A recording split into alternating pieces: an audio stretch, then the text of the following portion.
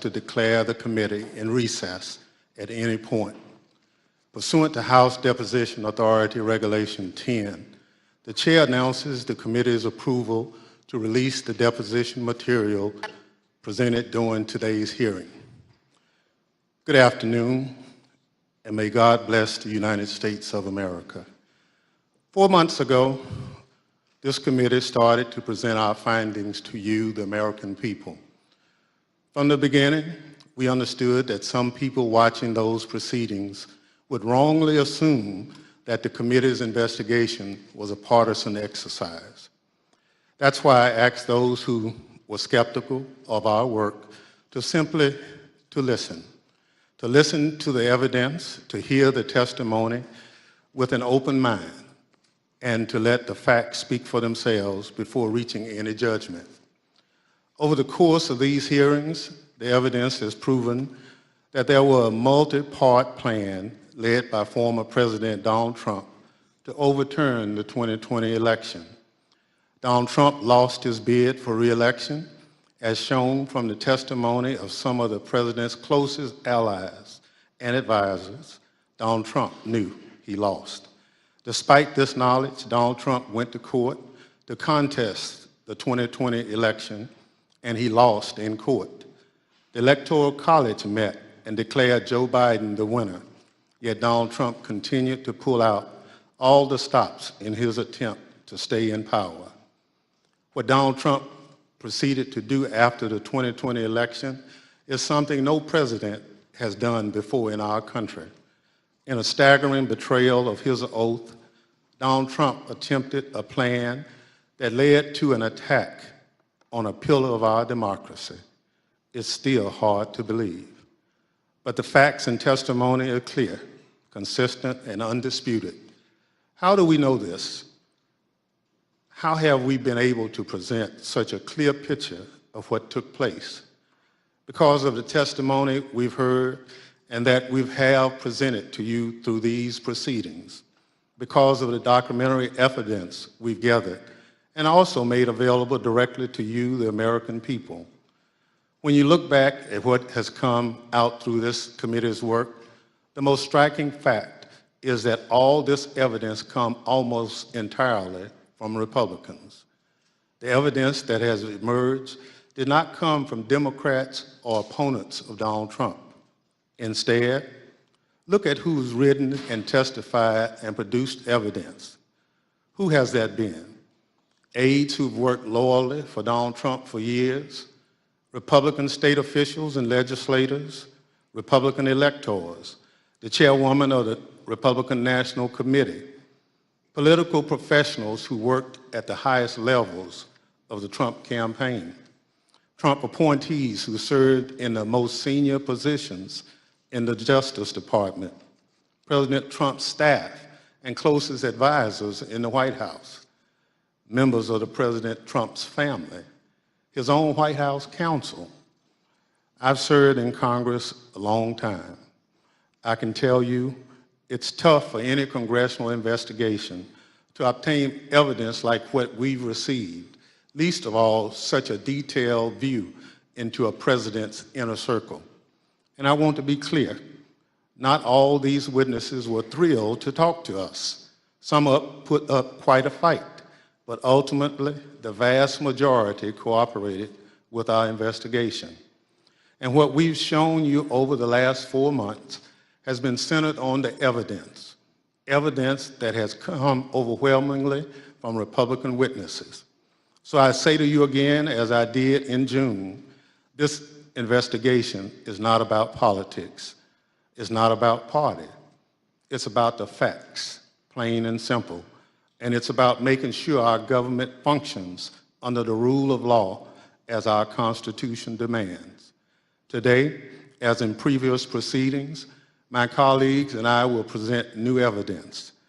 That includes new testimony from additional Republicans who served in the Trump administration, never before seen footage of congressional leaders on January 6th working to coordinate the response to the violence and ensure the people's business went forward. New materials produced to the committee by the Secret Service details about the ongoing threat to American democracy. Today's proceeding will also be grounded in the facts, but it won't look exactly like all our other hearings. We'll also take a step back and look at the evidence in a broader context, providing a summary of key facts we've uncovered.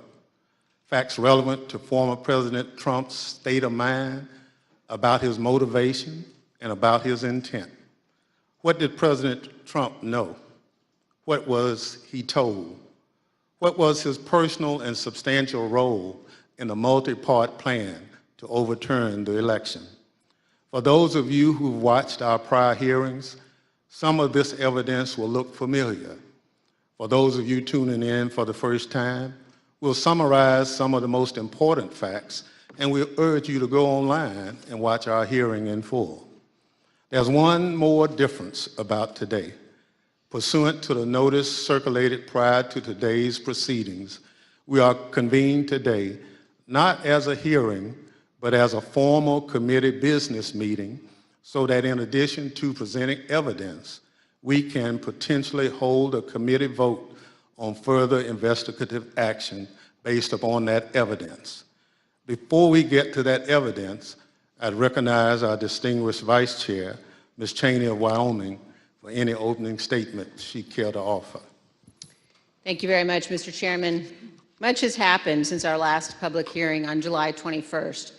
As the Chairman mentioned, we've received new and voluminous documentation from the Secret Service, which we continue to analyze. We've received new witness testimony, including about efforts to obstruct our investigation and conceal key facts. And according to public reporting, the Department of Justice has been very active in pursuing many of the issues identified in our prior hearings. Our committee may ultimately decide to make a series of criminal referrals to the Department of Justice, but we recognize that our role is not to make decisions regarding prosecution. The preamble to our Constitution recites among its purposes to, quote, establish justice. And our nation's judiciary and our U.S. Department of Justice have that responsibility. A key element of this committee's responsibility is to propose reforms to prevent January 6th from ever happening again. We've already proposed, and the House has now passed, a bill to amend the Electoral Count Act to help ensure that no other future plots to overturn an election can succeed. And we will make further specific recommendations in our final report, based in part on the evidence you will hear today. Our hearings last summer began with an outline of President Trump's multi-part plan to overturn the 2020 presidential election. We then proceeded to demonstrate each of these elements in detail, with more than 20 hours of evidence. Today, we will see new evidence, but as the chairman said, we will also synthesize evidence you've seen before. The vast weight of evidence presented so far has shown us that the central cause of January 6th was one man, Donald Trump, whom many others followed. None of this would have happened without him. He was personally and substantially involved in all of it. Exactly how did one man cause all of this? Today, we will focus on President Trump's state of mind, his intent, his motivations, and how he spurred others to do his bidding, and how another January 6th could happen again if we do not take necessary action to prevent it. As you view our evidence today, I would suggest a focus on the following points. First, as you will see, President Trump had a premeditated plan to declare that the election was fraudulent and stolen before Election Day, before he knew the election results. He made his stolen election claims on election night against the advice of his campaign without any evidence in hand. Then, over the next 2 months, he sought to find those who would help him invent and spread lies about the widespread fraud.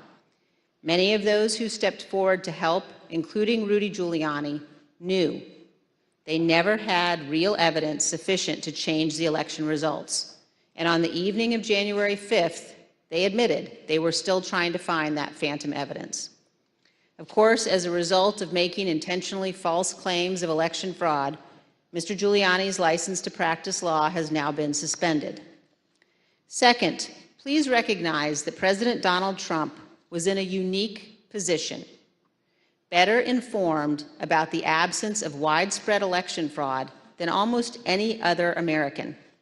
President Trump's own campaign experts told him that there was no evidence to support his claims.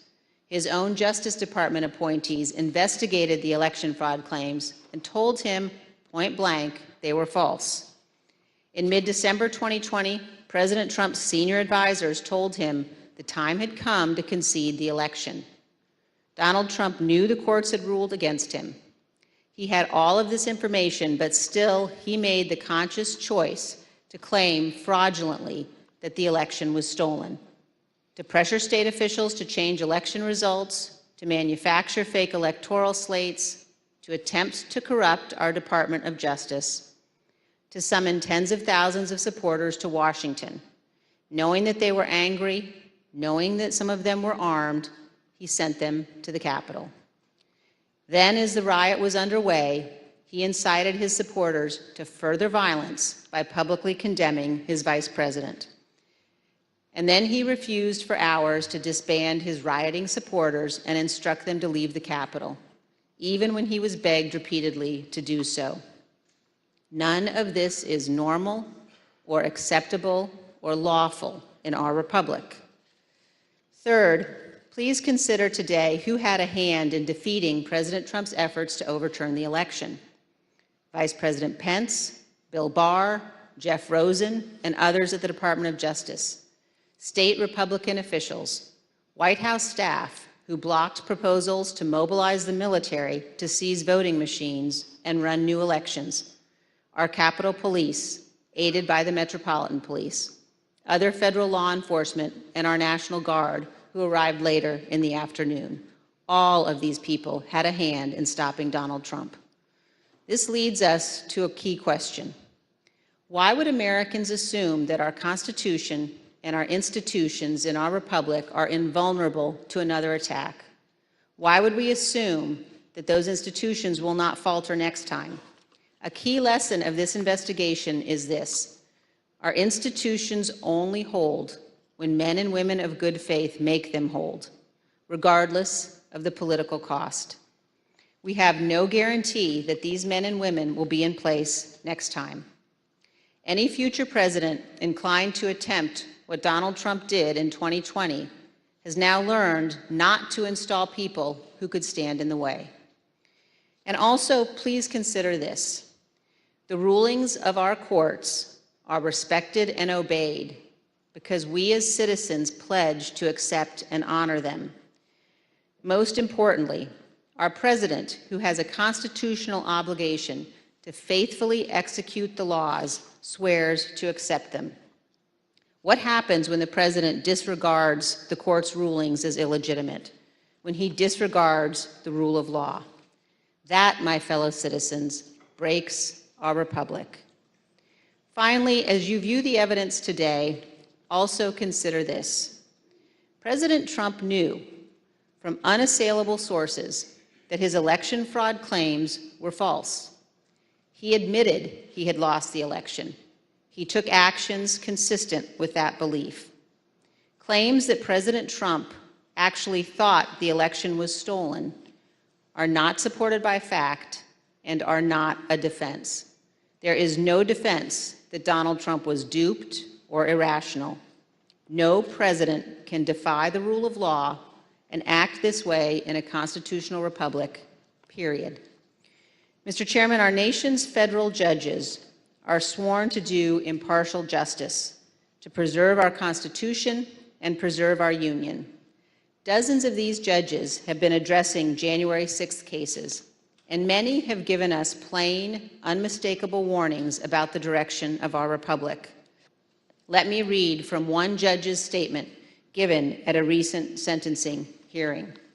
Quote, "High-ranking members of Congress and state officials who know perfectly well the claim of fraud was and is untrue, and that the election was legitimate, are so afraid of losing their power they won't say so.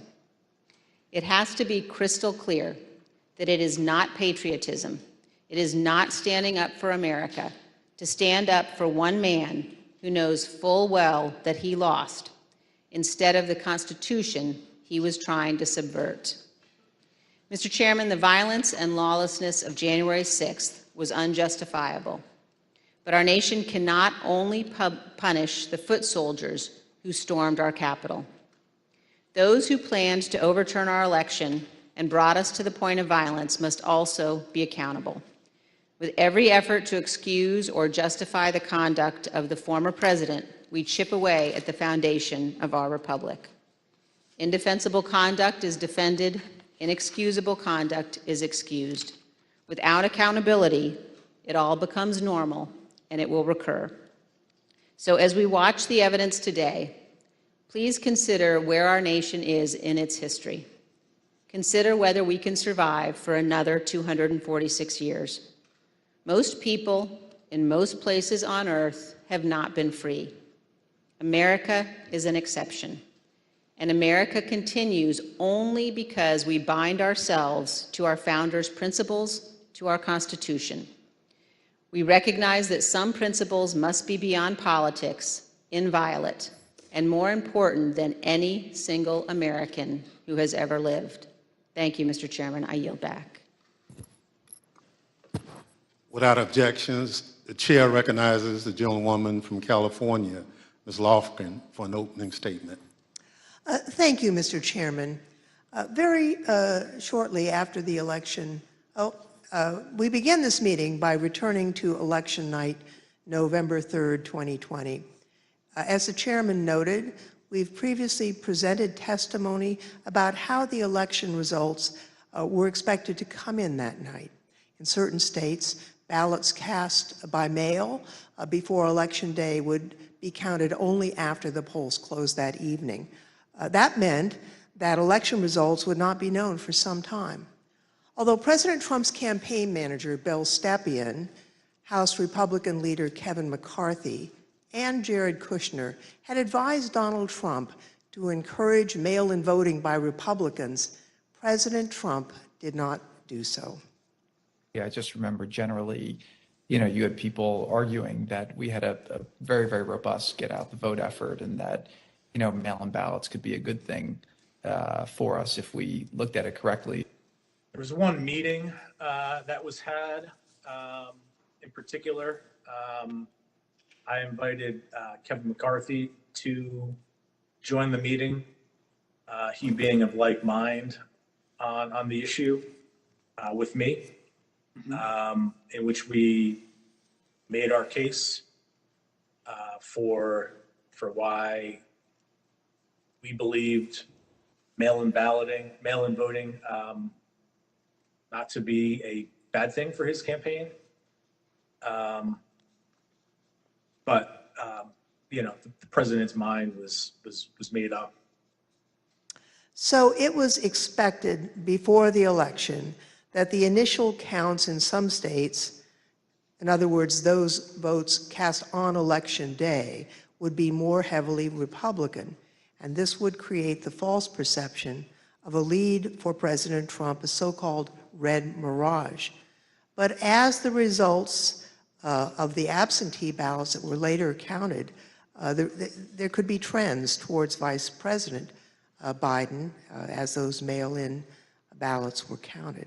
Now, on election night, Donald Trump's advisors specifically told him he didn't have a factual basis to declare victory. He should wait for the remaining ballots to be counted. Here is campaign manager Bill Stepien. It was far too early to be making any calls like that. Ballots were still being counted. Ballots were still going to be counted for days. And it was far too early to be making any proclamation like that. I believe my recommendation was to say that votes were still being counted. It's too early to tell, too early to call the race.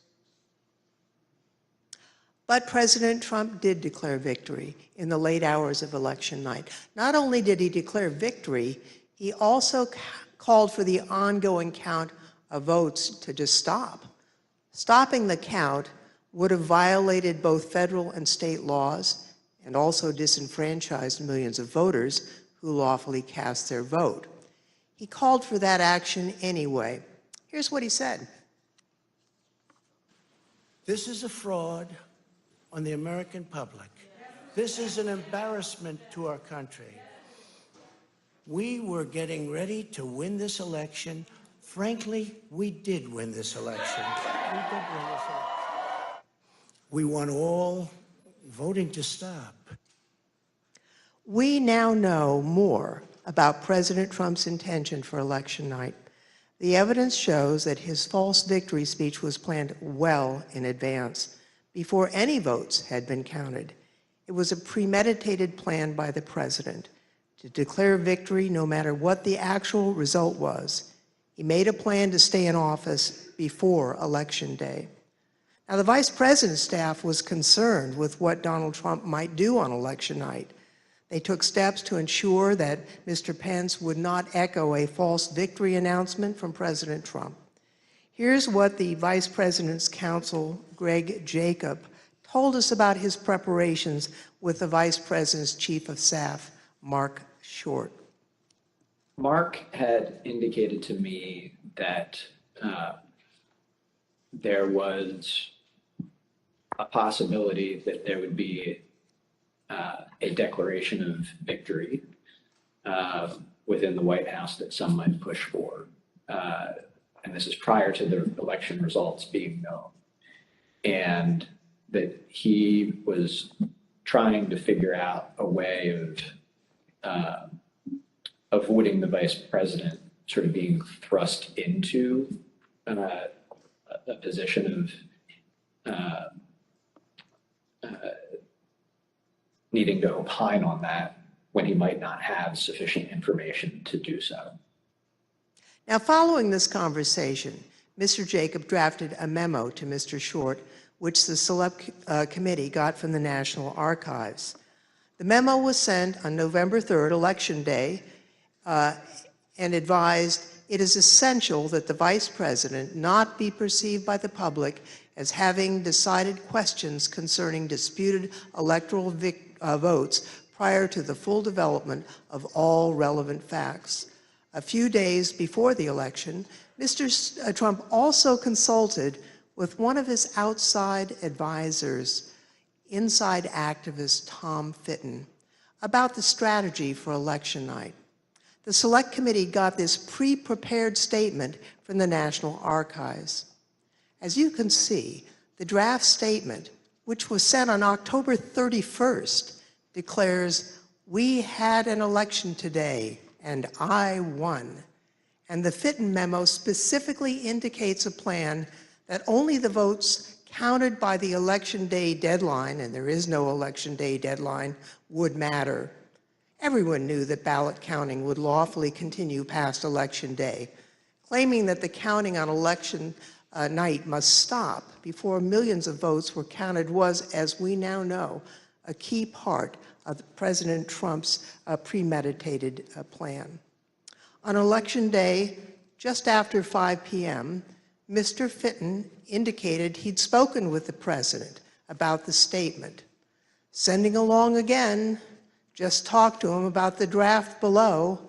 Again, this plan to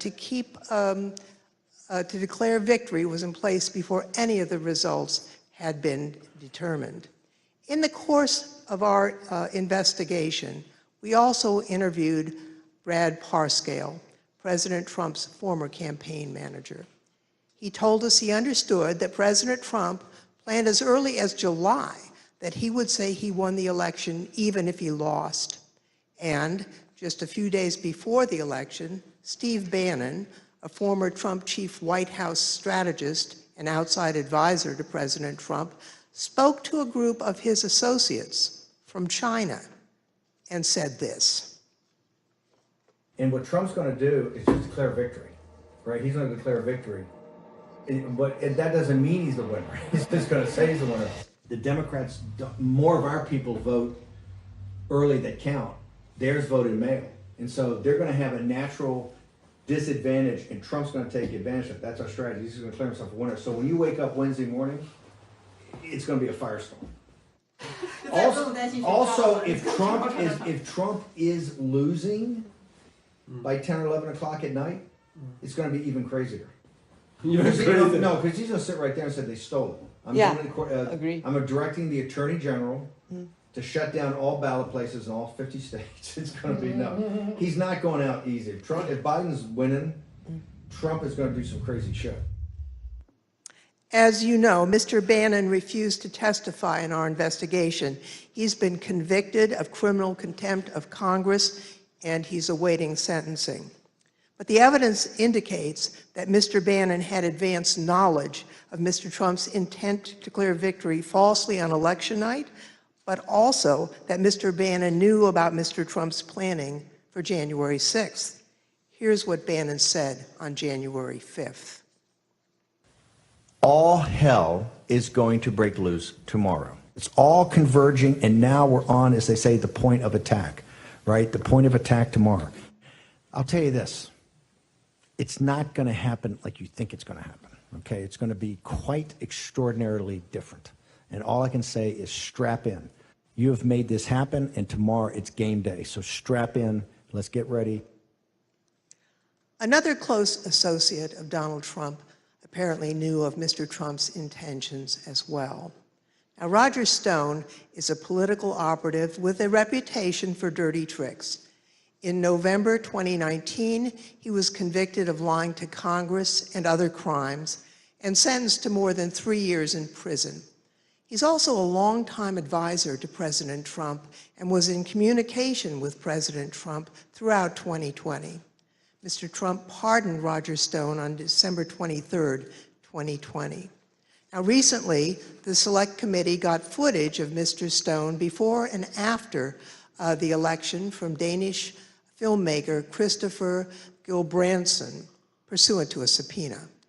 Right before the election, here's Roger Stone talking about what President Trump would do after the election. Let's just hope we're celebrating. I really do suspect it'll still be up in the air. But when that happens, the key thing to do is to claim victory. Possession is 9/10 of the law. No, we won. Fuck you. Sorry, over. We won. Yeah. You're wrong. Fuck you. ABC. I said, fuck the Lord, and let's get right to the violence. That's what I'm doing. It's no fault. We'll have to start smashing pumpkins, if you know what I mean. The Select Committee called Mr. Stone as a witness, but he invoked his Fifth Amendment right against self-incrimination. Do you believe the violence on January 6th was justified? On the advice of counsel, I respectfully decline to answer your question on the basis of the Fifth Amendment. And Mr. Stone, did you have any role in planning for the violence on January 6th? Once again, I will assert my Fifth Amendment right to decline to answer your question. Although we don't yet have all the relevant records of Roger Stone's communications, even Stone's own social media posts acknowledge that he spoke with Donald Trump on December 27th as preparations for January 6th were underway. In this post, you can see how Roger Stone talked about his conversations with President Trump. He wrote, "I also told the president exactly how he can appoint a special counsel with full subpoena power to ensure those who are attempting to steal the 2020 election through voter fraud are charged and convicted, and to ensure Donald Trump continues as our president." As we know by now, the idea for a special counsel was not just an idle suggestion. It was something President Trump had actually tried to do earlier that month. We know that Roger Stone was at the Willard Hotel on January 5th and 6th, and we know from other witness testimony that President Trump asked his chief of staff, Mark Meadows, to speak with Roger Stone and General Michael Flynn that night. In addition to his connection to President Trump, Roger Stone maintained extensive direct connections to two groups responsible for violently attacking the Capitol, the Oath Keepers and the Proud Boys. Individuals from both of these organizations have been charged with the crime of seditious conspiracy. Now, what is seditious conspiracy? It is a conspiracy to use violent force against the United States, to oppose the lawful authority of the United States. Multiple associates of Roger Stone from both the Oath Keepers and the Proud Boys have been charged with this crime. Close associates of Roger Stone, including Joshua James, have pled guilty to this crime. We know that at least 7 Oath Keepers who have been criminally charged provided personal security for Roger Stone or were seen with him on January 6th or in the weeks leading up to January 6th. For example, Joshua James, the leader of the Alabama Oath Keepers, provided security for Roger Stone and was with him on January 5th. This is the picture of the two together on January 5th. James entered the Capitol on January 6th. He assaulted a police officer. Earlier this year, he pled guilty to seditious conspiracy and obstruction of Congress. Another example is the married couple, Kelly and Connie Meggs. Now, Kelly Meggs was the leader of the Florida chapter of the Oath Keepers. Both he and his wife provided security for Roger Stone, and both are charged with leading a military-style stack attack of Oath Keepers, attacking the Capitol on January 6th. Perhaps even more disturbing is Roger Stone's close association with Enrique Tarrio, the national chairman of the Proud Boys. Roger Stone's connection with Enrique Tarrio and the Proud Boys is well documented by video evidence with phone records the Select Committee has obtained. Tarrio, along with other Proud Boys, has been charged with multiple crimes concerning the attack on January 6th, including seditious conspiracy.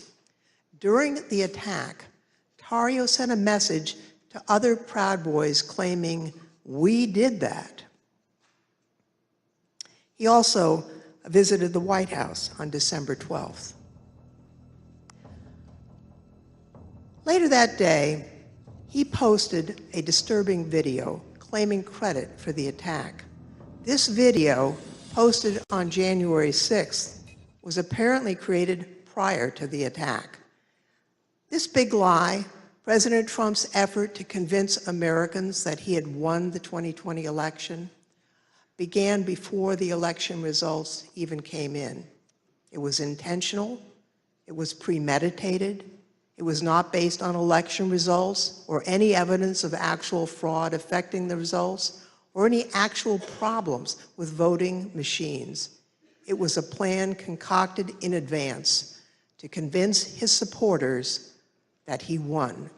And the people who seemingly knew about that plan in advance would ultimately play a significant role in the events of January 6th.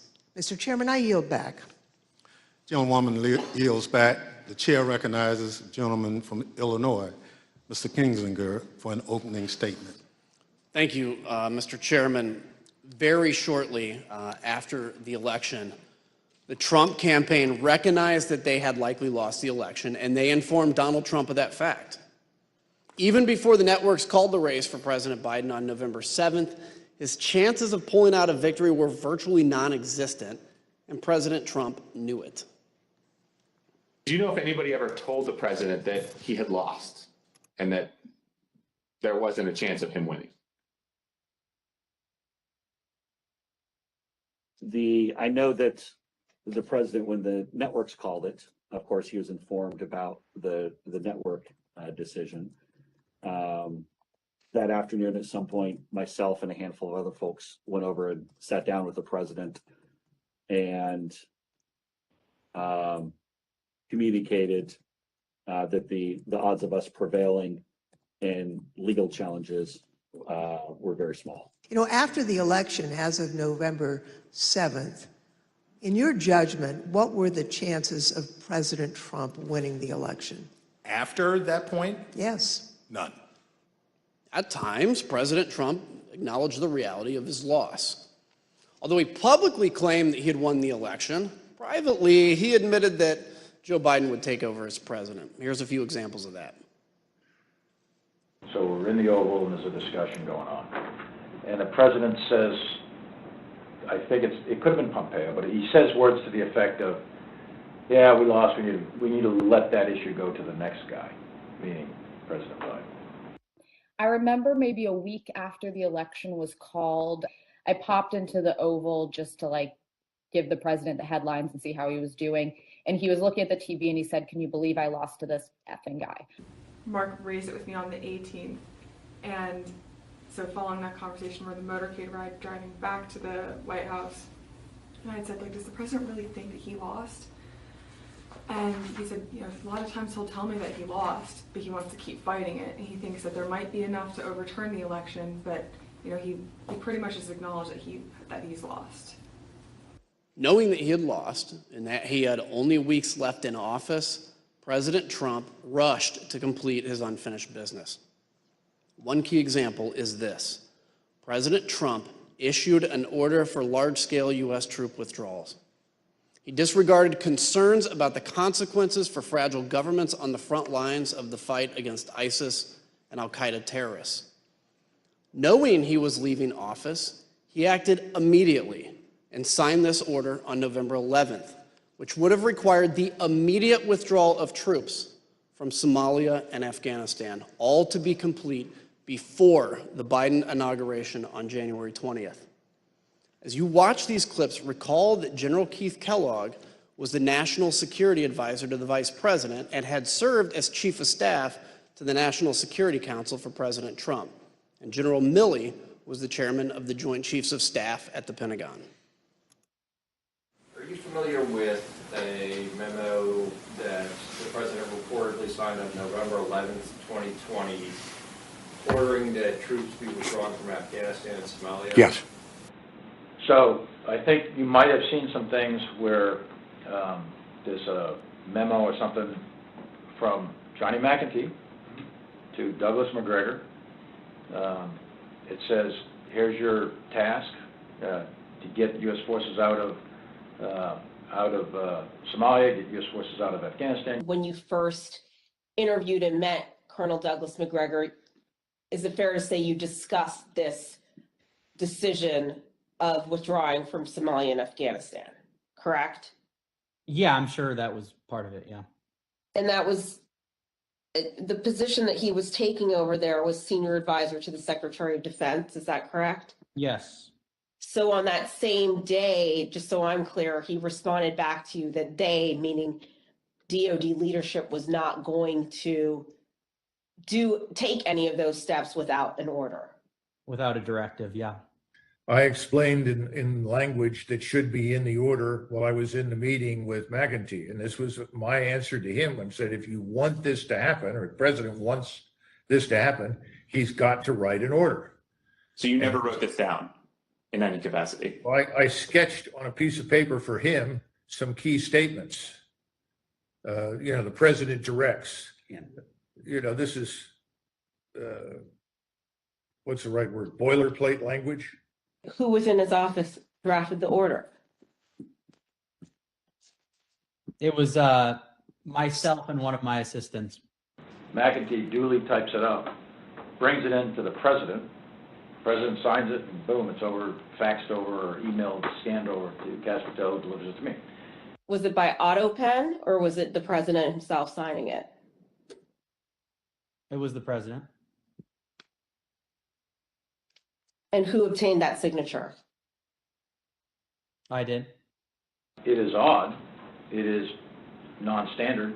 It is potentially dangerous. I personally thought it was militarily not feasible nor wise. And I proceeded to tell the PPO and proceeded to tell McGregor that if I ever saw anything like that, I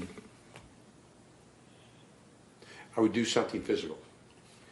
Because I thought what that was done was a tremendous disservice to the nation. And by the way, it was a very, very contested issue. There were people who did not agree with getting out of Afghanistan. I appreciate their concerns. An immediate departure that memo said would have been catastrophic. It's the same thing what President Biden went through. It would have been a debacle. Keep in mind, the order was for an immediate withdrawal. It would have been catastrophic, and yet President Trump signed the order. These are the highly consequential actions of a president who knows his term will shortly end. At the same time that President Trump was acknowledging privately that he had lost the election, he was hearing that there was no evidence of fraud or irregularities sufficient to change the outcome. I remember a call with Mr. Meadows, where Mr. Meadows was asking me what I was finding and if I was finding anything. And I remember sharing with him that we weren't finding anything that would be sufficient to change the results in any of the key states. When was that conversation? Probably in November, mid to late November. I think it was before my child was born. And what was Mr. Meadows' reaction to that information?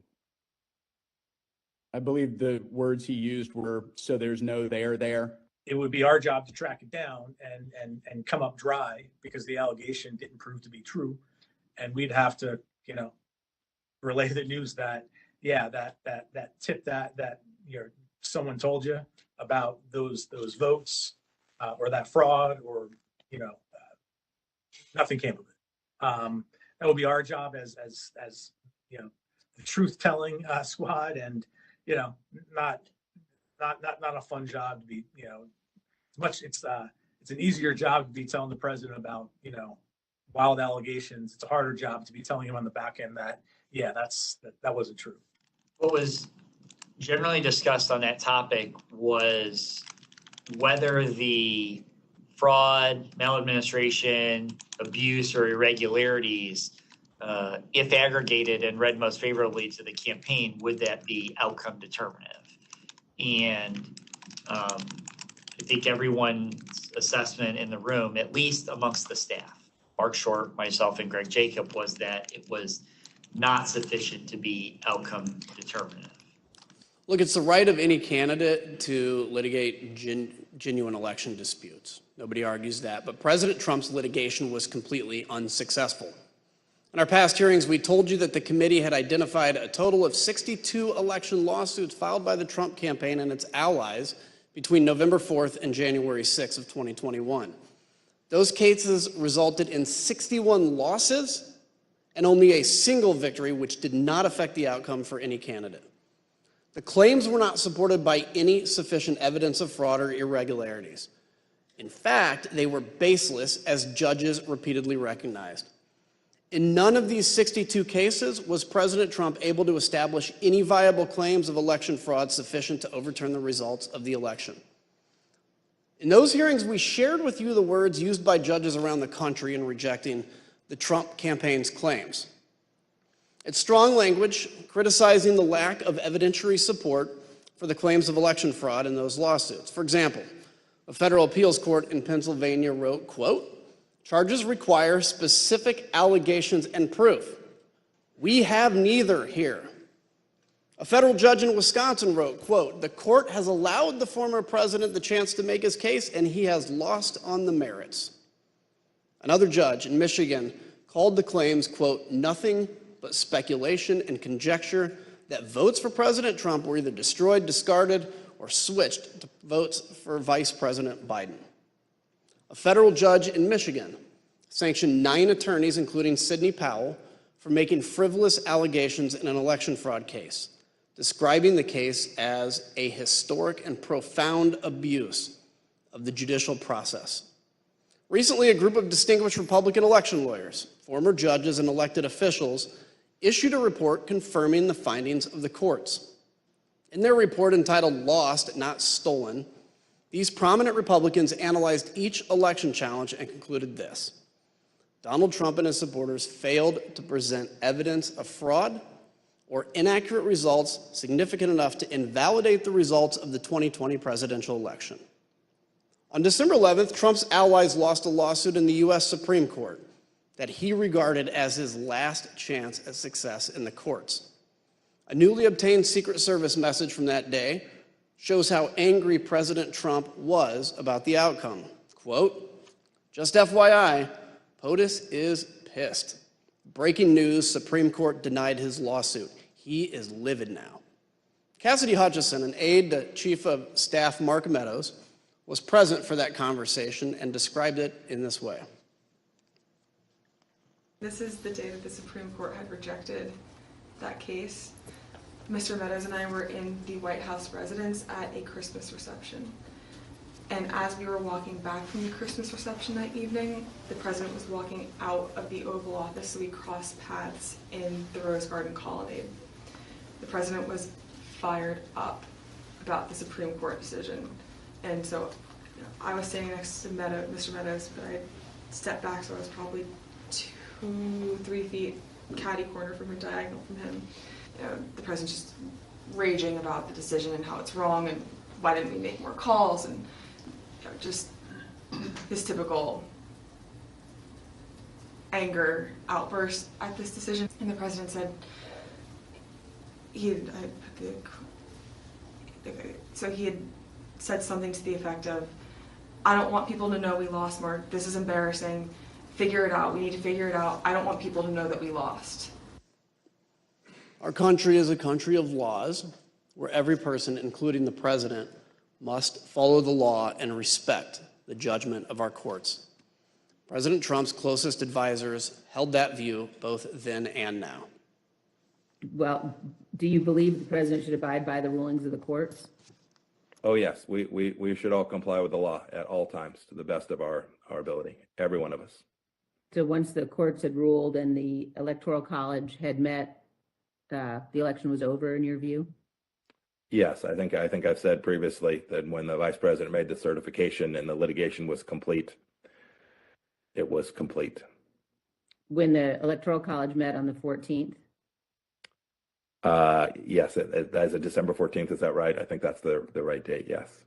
I assume, Pat, that you would agree the president is obligated to abide by the rulings of the courts. Of course. And I assume you also would... Everybody is obligated to abide by rules, of course. And I assume you also would agree the president has a particular obligation to take care that the laws be faithfully executed. That is one of the president's obligations, correct. Ivanka, do you believe the president's obligated to abide by the rulings of the courts? I do.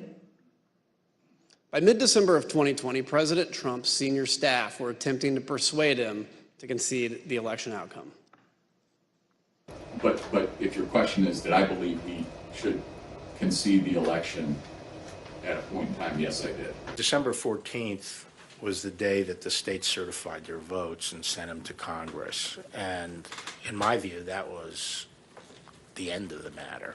I didn't see, I thought that this would lead inexorably to a new administration. I told him that my personal viewpoint was that the Electoral College had met, which is the system that our country is set under to elect a president and vice president. And I believed at that point that the means for him to pursue litigation was probably closed. And do you recall what his response, if any, was? He disagreed. Secretary of Labor Gene Scalia, the son of late Justice Scalia, visited President Trump in mid-December and explained the situation clearly. And so I had to put a call into the president. I might have called on the 13th. We spoke, I believe, on the 14th, in which I conveyed to him that I thought that it was time for him to acknowledge that President Biden had prevailed in the election. But I communicated to the president that when that legal process is exhausted and when the electors have voted, that's the point at which that outcome needs to be expected. I told him that I did believe, yes, that once those legal processes were run, if fraud had not been established, that had affected the outcome of the election, that unfortunately, I believe that what had to be done was concede the outcome. Not only did the courts reject President Trump's fraud and other allegations, his Department of Justice appointees, including Bill Barr, Jeffrey Rosen, and Richard Donahue, did as well. President Trump knew the truth. He heard what all his experts and senior staff were telling him. He knew he had lost the election, but he made the deliberate choice to ignore the courts, to ignore the Justice Department, to ignore his campaign leadership, to ignore senior advisors, and to pursue a completely unlawful effort to overturn the election. His intent was plain: ignore the rule of law and stay in power. Mr. Chairman, I yield back. Gentleman yields back. The chair recognizes the gentlewoman from Virginia, Ms. Luria. Thank you, Mr. Chairman. Mid-December was a turning point. President Trump made a decision, a choice, to ignore the courts and his advisors and to push forward to overturn the election. His efforts to overturn the election were not random or disconnected. Rather, they were part of a coordinated, multi-part plan to ensure that he stayed in power. Donald Trump was the driver behind each part of this plan. He was personally and directly involved. Of course, a key element of the plan was continuing to convince tens of millions of Americans that he did not, in fact, lose. Again, he did this even though his own campaign advisors and his Justice Department officials told him his claims of fraud were wrong. In this video, you'll see that even when top law enforcement officials told the president his election fraud claims were false, he still repeated the claims in the days and weeks that followed.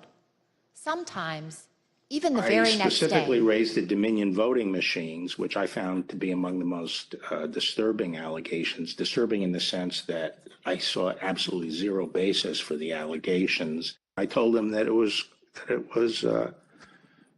crazy stuff, and they were wasting their time on that, and it was doing a grave disservice to the country. We have a company that's very suspect. Its name is Dominion. With the turn of a dial or the change of a chip, you can press a button for Trump and the vote goes to Biden. What kind of a system is this? We definitely talked about Antrim County again. That was sort of done at that point because the hand recount had been done and all of that. But we cited back to that to say, you know, this is an example of what people are telling you and what's being filed in some of these court filings that are just not supported by the evidence. And this is the problem. The problem is people keep telling you these things and they turn out not to be true. In addition, there is the highly troubling matter of Dominion voting systems. In one Michigan county alone, 6,000 votes were switched from Trump to Biden, and the same systems are used in the majority of states in our country. I went into this and would, you know, tell them how crazy some of these allegations were and how ridiculous some of them were. I'm talking about some of them like, you know, more absentee votes were cast in Pennsylvania than there were absentee ballots requests. You know, stuff like that was just easy to blow up. There was never an indication of interest in what the actual facts were. There were more votes than there were voters. Think of that. You had more votes than you had voters. That's an easy one to figure. And it's by the thousands. Then he raised the big vote dump, as he called it, in Detroit. And that, you know, he said people saw boxes coming into the counting station at all hours of the morning. And I said, Mr. President, there are 630 precincts in Detroit, and unlike elsewhere in the state, they centralized the counting process, so they're not counted in each precinct. They're moved to counting stations, and so the normal process would involve boxes coming in at all different hours. This is Michigan. At 6:31 in the morning, a vote dump of 149,772 votes came in unexpectedly. With regard to Georgia, we looked at the tape, we interviewed the witnesses.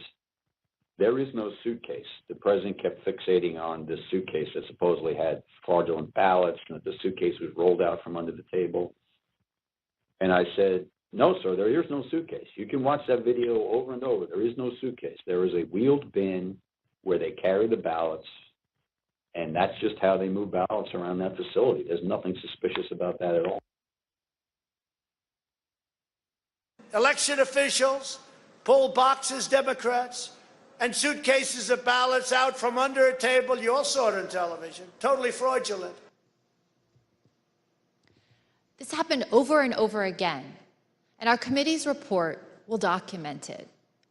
Purposeful lies made in public directly at odds with what Donald Trump knew from unassailable sources, the Justice Department's own investigations, and his own campaign. Donald Trump maliciously repeated this nonsense to a wide audience over and over again. His intent was to deceive. President Trump's plan also involved trying to coerce government officials to change the election outcome in the states he lost. He personally reached out to numerous state officials and pressured them to take unlawful steps to alter the election results in those states. These actions, taken directly by the president himself, made it clear what his intentions were: to prevent the orderly transfer of power. We all recall, for example, President Trump's tape-recorded call with Georgia Secretary of State Brad Raffensperger. At the time this call occurred, President Trump had already been told repeatedly by the U.S. Justice Department, by his campaign, and by his advisors that his allegations of fraud in Georgia were false.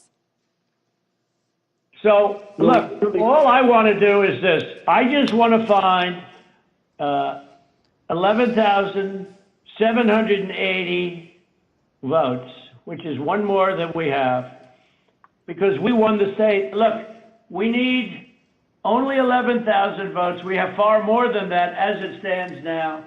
We'll have more and more. So what are we going to do here, folks? I only need 11,000 votes. Fellas, I need 11,000 votes. Give me a break.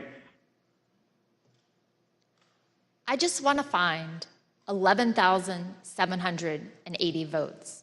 That's an extraordinary demand by the president, especially since he already knew from the Justice Department there was no genuine basis for this request. No one could think it would be legal for the Secretary of State to simply find the votes the president needed in order to win. Secretary Raffensperger told the president the truth, that he lost the election in Georgia. But President Trump did not accept that answer. Instead, he suggested that Secretary Raffensperger himself might be prosecuted. That's a criminal offense.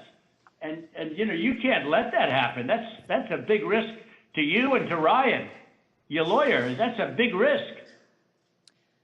We know that President Trump's White House advisors reacted negatively. Immediately after the call, Cassidy Hutchinson had a conversation with Chief of Staff Mark Meadows. I remember looking at Mark and I said, Mark, you can't possibly think we're going to pull this off. Like, that call was crazy. And he looked at me and just started shaking his head, and he was like, no, Cass, he knows it's over. He knows he lost, but we're going to keep trying. There's some good options out there still. We're going to keep trying. This call and other related activity is now the focus of an ongoing criminal investigation in Fulton County, Georgia. And Georgia is not the only state where President Trump tried to pressure state officials to change the results.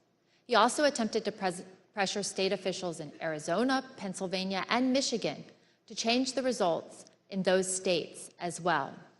While President Trump was pressuring state officials, he was also trying to use the Department of Justice to change the election result.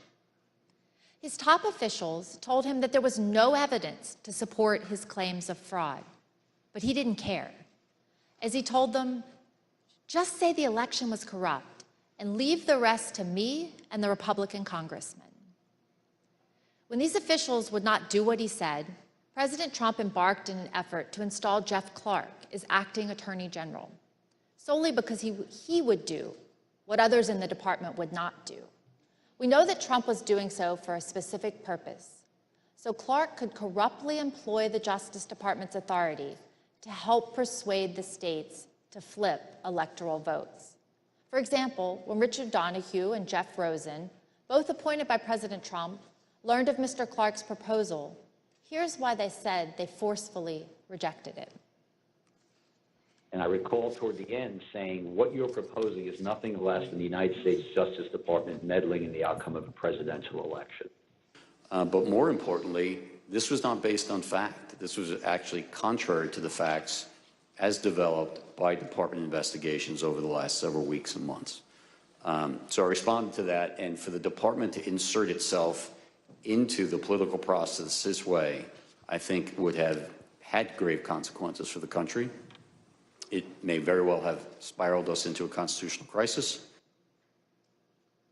We know from our investigation that President Trump offered Jeff Clark the position of acting attorney general, and that Jeff Clark had decided to accept it. The only reason this ultimately did not happen is that the White House counsel and a number of Justice Department officials confronted the president in the Oval Office and threatened mass resignations. And then, and I said something to the effect of, you're going to have a huge personnel blowout within hours because you're going to have all kinds of problems with resignations and other issues. And that's not going to be in anyone's interest. The president ultimately relented only because the entire leadership of the Department of Justice, as well as his White House counsel, threatened to resign. Mr. Chairman, I yield back. Gentlewoman yields back. The chair recognizes the gentlewoman from Florida, Mrs. Murphy, for an opening statement. Thank you, Mr. Chairman. President Trump's efforts to unlawfully overturn the results of the 2020 election were not limited to the big lie and pressuring state officials and the Department of Justice officials. Another key part of the president's effort was a scheme to assemble fake electors to cast false electoral votes in the states that President Trump lost. This was something done not only with the president's knowledge, but also with his direct participation. Ronna McDaniel, chair of the Republican National Committee, testified before this committee that President Trump and his attorney, Dr. John Eastman, called her and asked her to arrange for the fake electors to meet and rehearse the process of casting their fake votes. When I received the call, again, I don't remember the exact date. It was from the White House switchboard, and it was President Trump who had contacted me. And did President Trump have anyone else on the line with him? He introduced me to a gentleman named John Eastman. So I vaguely remember him mentioning that he was a professor, and then essentially he turned the call over to Mr. Eastman, who then proceeded to talk about the importance of the RNC helping the campaign gather these contingent electors in case any of the legal challenges that were ongoing changed the result of any of the states. These fake electors were ultimately part of the president's plan to replace genuine Biden electors with Trump electors on January 6th. As part of this plan, the false electoral slates were sent to the National Archives and to the Capitol. The fake electors plan was also tied to another plan, the coercive pressure campaign to make Vice President Mike Pence reject or refuse to count certain Biden electoral votes so that President Donald Trump would, quote, win re-election instead. Here is what Vice President Pence has said about this scheme. President Trump said I had the right to overturn the election. But President Trump is wrong. I had no right to overturn the election. The presidency belongs to the American people and the American people alone. And frankly, there is no idea more un-American than the notion that any one person could choose the American president. Make no mistake. President Trump knew that what he was demanding Vice President Pence do was illegal. He was informed of this repeatedly, and specifically on January 4th. Even his lawyer, John Eastman, admitted in front of President Trump that this plan would break the law by violating the Electoral Count Act. Did John Eastman ever admit, as far as you know, in front of the president, that his proposal would violate the Electoral Count Act? I believe he did on the 4th. And Dr. Eastman confirmed this in writing. Recall this email written on January 6, in which Vice President Pence's counsel asked Dr. Eastman, "Did you advise the president that in your professional judgment, the vice president does not have power to decide things unilaterally?" Dr. Eastman replied, "He's been so advised." Of course, President Trump's own White House counsel, Pat Cipollone, also recognized that this plan was unlawful. Here is Mr. Cipollone's testimony. My view is that the vice president didn't have the legal authority to do anything except what he did. There is no doubt that President Trump's pressure campaign on Vice President Pence was significant. On the morning of January 6, President Trump called the vice president from the Oval Office and demanded that he overturn the results of the election. Numerous witnesses told the Select Committee about the invective that President Trump leveled at his own vice president. Something to the effect, the wording's wrong. I made the wrong decision 4 or 5 years ago. And the word that she relayed to that the president called the vice president, I apologize for being impolite, but do you remember what she said her father called him? The P word. But Vice President Pence didn't waver even when his own life was endangered by President Trump and the rioters at the Capitol on January 6th, as you'll see in more detail later. A federal judge concluded, based on this and other evidence, that President Trump's pressure campaign against the vice president likely violated multiple criminal statutes. In the end, all these people, Department of Justice officials, state elections officials, his own vice president, stood strong in the face of President Trump's immense pressure. But as we now know, President Trump had already summoned tens of thousands of his supporters to Washington on January 6th to take back their country. On December 19th, President Trump first told his supporters to come to Washington. In this and numerous other tweets, he fraudulently and repeatedly promoted January 6th as the day Americans could come and change the election outcome. For weeks, President Trump worked with others to plan the rally, intending all along that he would send an assembled crowd of angry supporters to the Capitol after his speech on the ellipse on January 6th. We obtained a text message that one rally organizer sent on January 4th. In part, it reads that, quote, POTUS is going to have us march there / the Capitol, and POTUS is going to just call for it unexpectedly.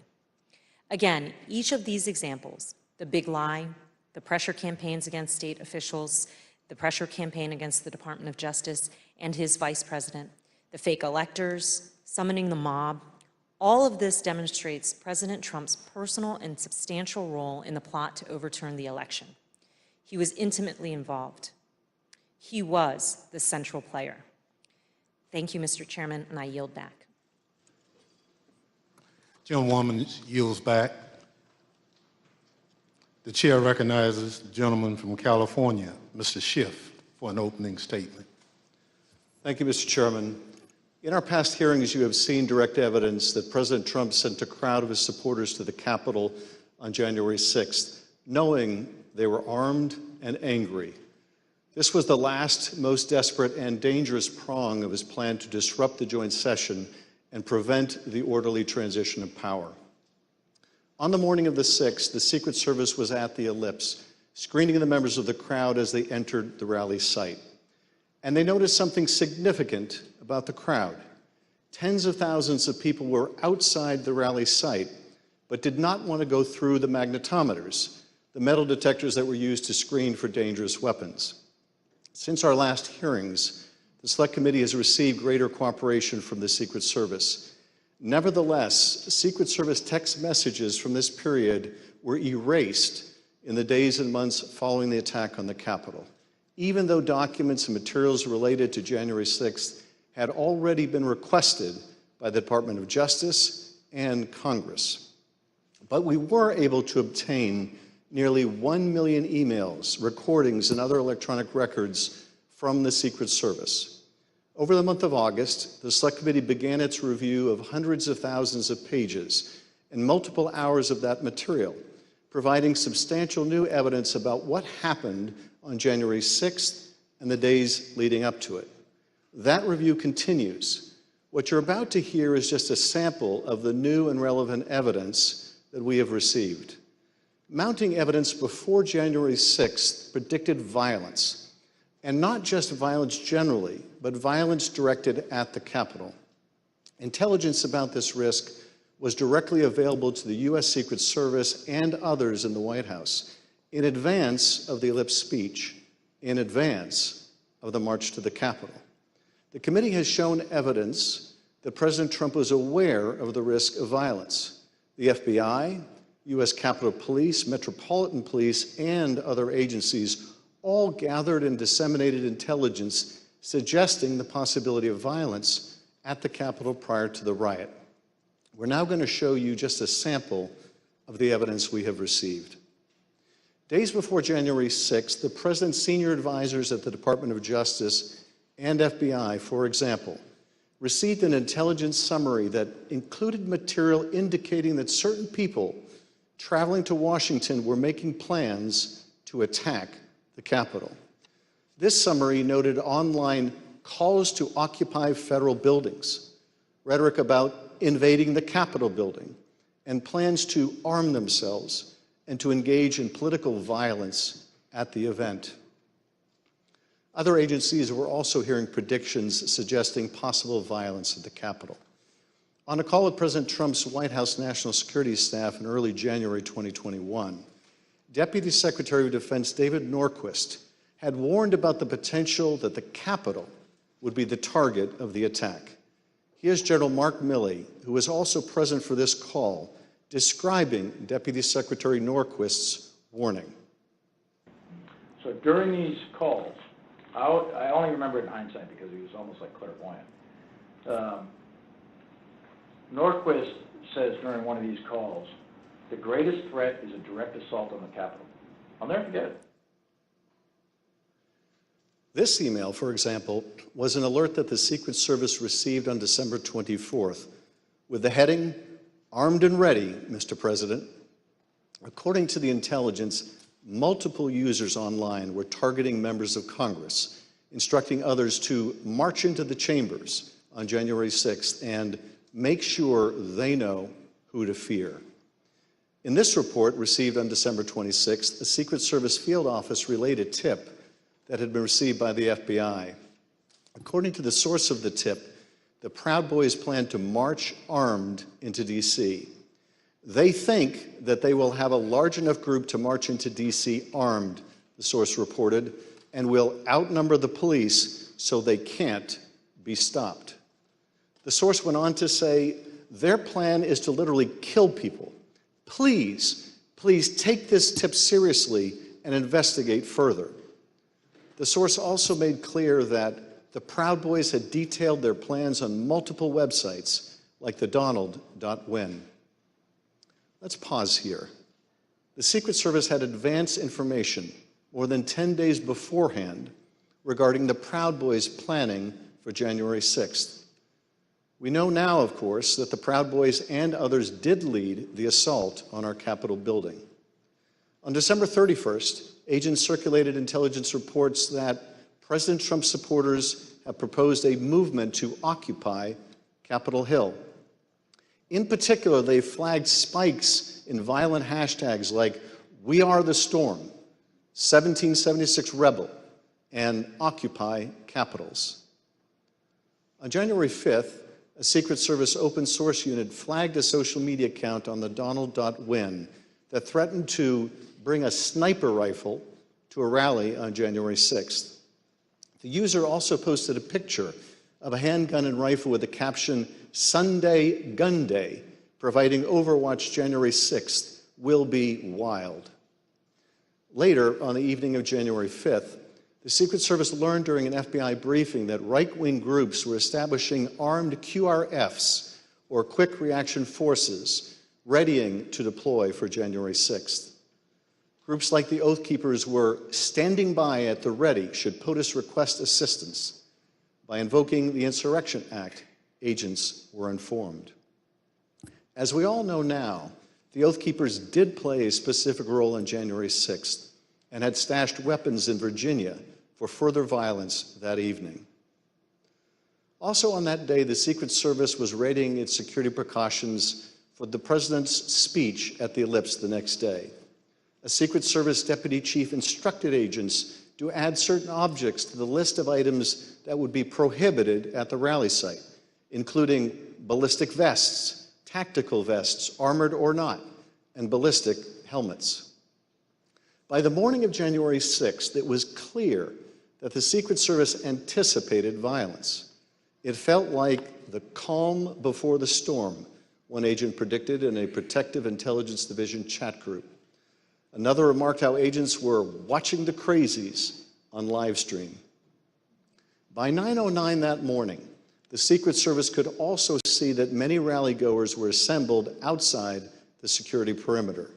One agent emailed, possibly because they have stuff that couldn't come through, would probably be an issue with this crowd. Just a thought. By 9:30 that morning, agents reported more than 25,000 people outside the rally site. An hour later, the Secret Service reported that the crowd was on the mall watching, but not in line. The head of the President's Secret Service Protective Detail, Robert Engel, was specifically aware of the large crowds outside the magnetometers. He passed that information along to Tony Ornato, who worked for Mark Meadows in the Chief of Staff's office. The documents we obtained from the Secret Service make clear that the crowd outside the magnetometers was armed and the agents knew it. Take a look at what they were seeing and hearing on the ground. One report from the rally site at 7:58 a.m. said, some members of the crowd are wearing ballistic helmets, body armor, carrying radio equipment, and military-grade backpacks. Another, from 9:30 a.m., said that there were possibly OC spray, meaning pepper spray, and or plastic riot shields. At 11:23 a.m., agents also reported possible armed individuals, one with a Glock, one with a rifle. Over the next hour, agents reported possible man with a gun reported, confirmed pistol on hip located in a tree, and one detained at 14th and I Street Northwest. Individual had an assault rifle on his person. Minutes before President Trump began his speech, members of the Federal Protective Service, an agency tasked with protecting federal buildings, were alerted about an arrest of a protester with a gun on his waistband. And during the speech, the weapons-related arrests continued. At 12:13 p.m., United States Park Police arrested a man with a rifle in front of the World War II memorial. These agents remarked on the number of weapons that had been seized that day, speculating that the situation could get worse. With so many weapons found so far, you wonder how many are unknown, one agent wrote at 12:36 p.m. Could be sporty after dark. At 12:47 p.m., another agent responded, no doubt. The people at the Ellipse said they are moving to the Capitol after the POTUS speech.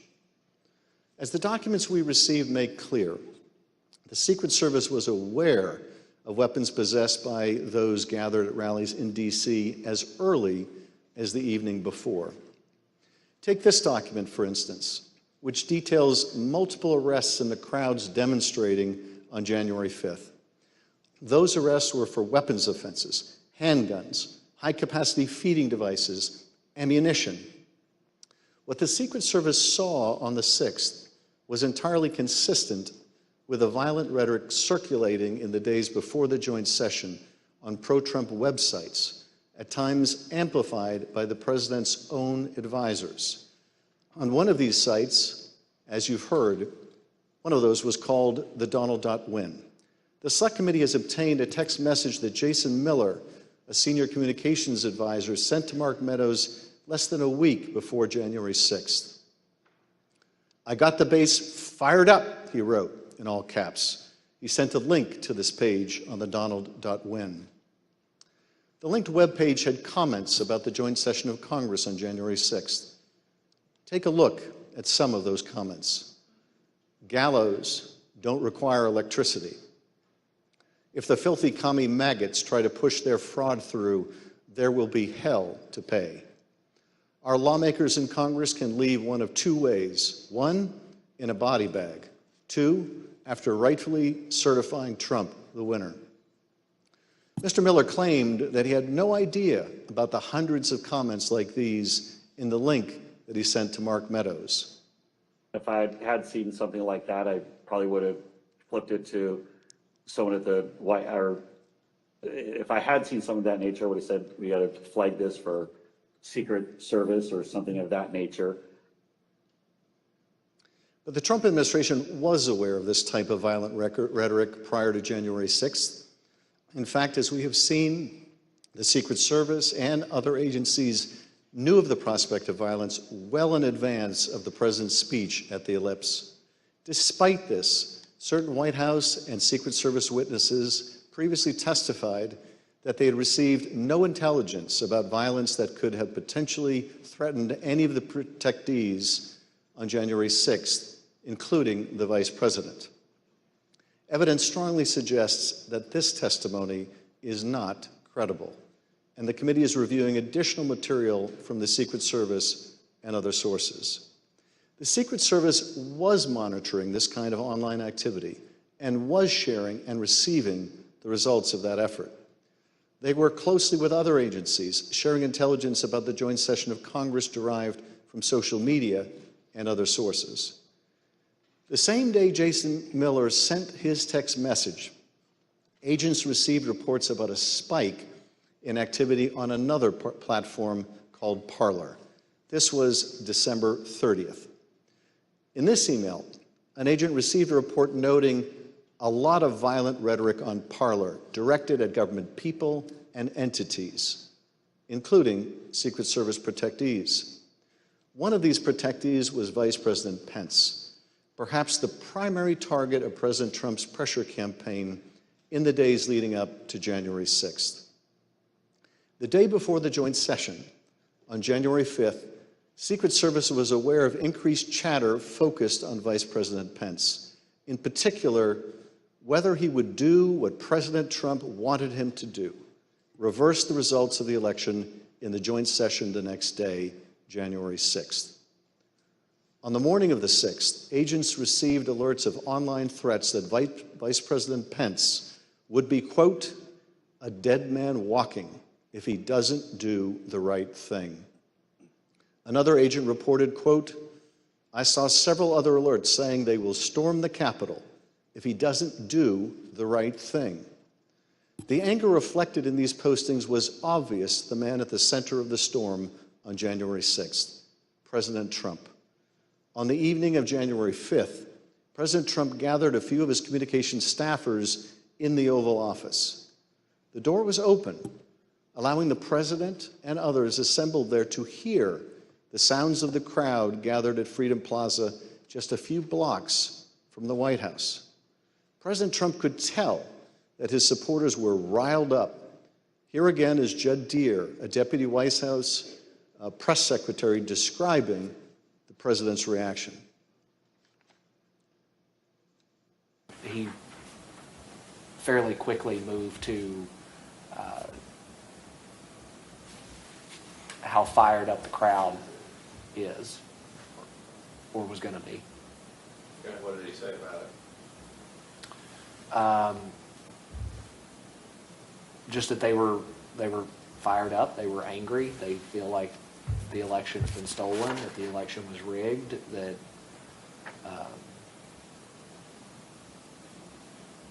we went on and on about that for a little bit.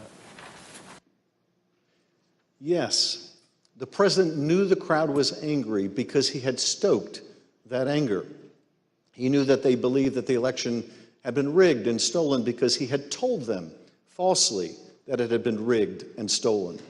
And by the time he incited that angry mob to march on the Capitol, he knew they were armed and dangerous. All the better to stop the peaceful transfer of power. Mr. Chairman, I yield back. Gentleman yields back. At this point in our meeting, we'll take a brief recess.